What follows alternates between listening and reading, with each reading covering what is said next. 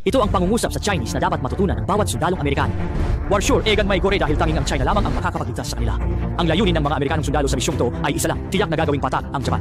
Pagkatapos inalis ng mga Amerikanong sundalo ang lahat ng kagamitan sa kanilang mga eroplano para magdala ng mas maraming bomba. Nang matapos ang mga paghahanda, 16 na B-25 bomber ang matagumpay na lumipad mula sa aircraft carrier. Hindi nagtagal, humahagibis sila sa kalangitan ng Tokyo habang tumitingala ang mga Hapones na walang kaalam-alam. Pagkatapos, nagbukas ang mga pinto ng bomba at isang serye ng mga bomba ang bumagsak. Agad na naging impyerno ang buong Tokyo. Ang mga sigaw ng kawalan ng pag-asa at panagoy ng mga Hapones ay umaalingaw sa lugar. 80% ng mga gusali ay naging abo. Ano ang ginawa ng mga Hapones? Na ikinagulat at ikinagalit ng husto ng Amerika. Noong ikalawang digmaang pandaigdig, lumaki ang ambisyon ng mga Hapon at itinuon nila ang digmaan sa Timog Silangang Asya. Pero teritoryo ng Britanya at Amerika, yan paano sila papayag na may ibang kumain ng kanilang cake? Nang malaman ito ng Amerika, nagalit sila at direktang pinutol ang supply ng langis sa Japan. Ang mga Hapones, dahil sa matinding galit at hiya, ay nagpasyang lumusob ng biglaan sa Pearl Harbor ng Amerika dahil sa dami ng militar na mapagkukunan doon. Ika-7 ng Disyembre, 1941, alas 6 ng umaga, sa utos ni Yamamoto Isoroku, 138 bomber ang sumalakay sa Pearl Harbor. Sa mga sandaling iyon, ang mga sundalong Amerikano ay walang paghahanda at lubos na nakalubog sa kanilang magagandang panaginip. Naakit ang mga tao sa mga pandigmang eroplano, pero inakala nila na pagsasanay lang ito.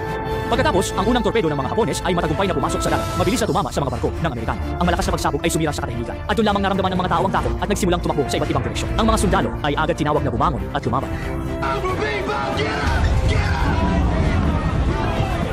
Gayunpaman, ang ingay ng pagsabog ay hindi nakaapekto sa mga chef na naghihiwa ng patatas. Hanggang sa isang missile ang direktang tumagos pababa, pero huli na ang lahat. Pagkatapos, walang tigil na umatake ang mga Hapones at agad naging dagat ng apoy ang Pearl Harbor. Bumuhos ang mga bala mula sa lahat ng direksyon, walang mapagtataguan ng mga Amerikano, wala silang pagkakataong gumanti. Ang mga puwersang Hapones ay may matibay na kontrol sa himpapawid, nasa isang mapanupil na labanan, at lahat ng lugar na kanilang nilipad ay nawasak. Hindi nagtagal, ang buong Pearl Harbor ay puno ng usok, isang nakakikilabot na tanawin. Ang mga sundalong Amerikano ay napilitang tumalon sa dagat para maligtas, ngunit may mga torpedo sa ilalim nila. Kasama ang tuloy-tuloy na pagbaril ng mga Hapones sa ibabaw ng dagat, hindi sila nakaligtas. Sa isang iglap, mahigit 2,000 katao ang namatay, pati na ang mga ospital, paaralan at paliparan ay nawasak. Kahit ganito na, di pa rin tumigil ang mga Hapones at ibinaling nila ang target sa mga reserve airfield ng mga Amerikano. Nang makita ito ng sundalo, itinaas niya ang mabigat na machine gun at nagpaputok ng tuloy-tuloy. Habang sumisigaw sa galit, matagumpay niyang napabagsak ang eroplano.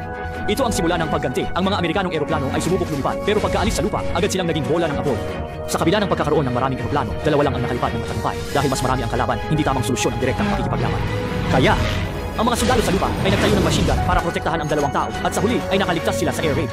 Sa ataking ito, ang mga Hapones ay may malaking bentaha na walan sila ng 29 na eroplano, pero sinira nila ang 19 na pangunahing barko ng digma at 188 eroplano ng mga Amerikano. Kahit ganito na, gusto pa rin ng mga sundalo na ituloy ang pag-atake. Pero dito, pinahinto ni Yamamoto Isoroku ang plano. 今回の攻撃は眠れる巨人を叩き起こし怒らせた可能性もあるな。